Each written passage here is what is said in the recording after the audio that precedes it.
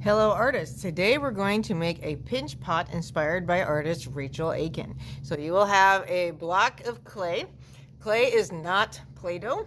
The more you mess with it, the drier it will get. So we are not going to play with your clay. First task, we're going to take this chunk of clay and squish it into a really rough ball. Looks kind of like a rock. Then we put it between your hands. Apply a little pressure and roll it into a better ball. And notice how my hands are moving, going around in circles. It's normal to have some little cracks and dents, so if you have some big ones, you can just take your finger and smooth them over.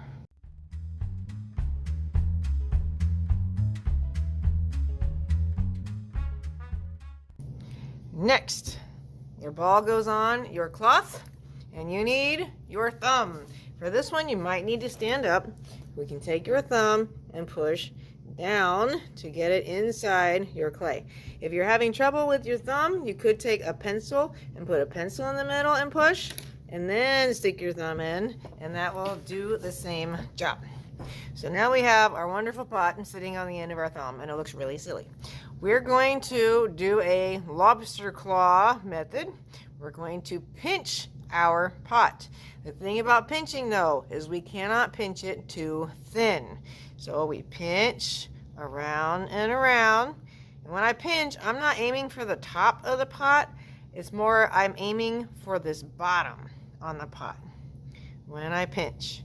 And when you're making your pot, this edge should not be smaller than your pinky finger. So we look at how big my pinky finger is from top to bottom and see how big it is on the pot. It should not be smaller than your pinky finger. Now I will go around and check your artwork and see if it's too fat or too thin. Okay, you see I have a lot of cracking now on mine, so I need to smooth that over. I will have our magnificent clay squirt bottles on the table so you can squirt your clay a couple times. Don't get carried away or you'll end up with mud. And we can smooth those cracks.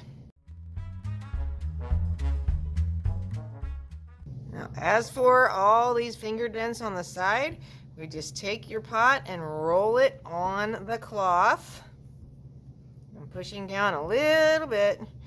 And when I do this, it will make those finger dents disappear.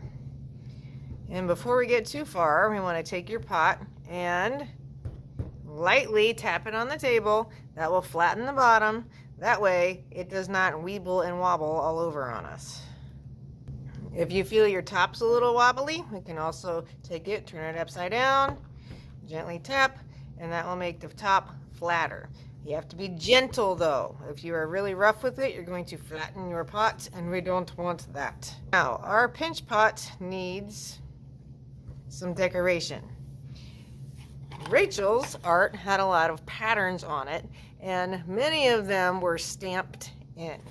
So I will have a bucket of random tools at every table, and we can use these to press designs into your clay. But the thing is, it has to have a pattern. The trick with patterns is they repeat, and you can predict what comes next. Whatever you're using, you press gently and pull out. Like this one leaves a little sun shape. I need a pattern though, so I have to repeat this. So I want this on the front and the back.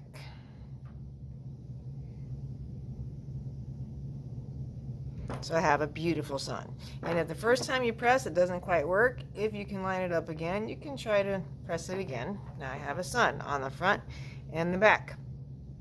But we need more to our pattern. So I think I will also put a sun over here and on the other side.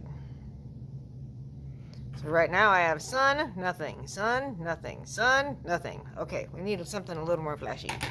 So we have other tools you can press. And we shouldn't have a bunch of clay coming off of your project when we do this. You're just leaving a little dent in your clay. Like I could take this tool, the end looks like an X or a plus. I could take that and make some X's, 3 X's. So to repeat my pattern, I will put 3 X's over here. So now my pattern is 3 X's, sun, 3 X's, sun, 3 X's, sun. Did I put any decorations on the inside? Nope. We're going to leave that plain, leave it alone. When you are all finished with your pot, you have a beautiful stamped pattern on it. You're going to bring things to me, and I will write your name on the bottom.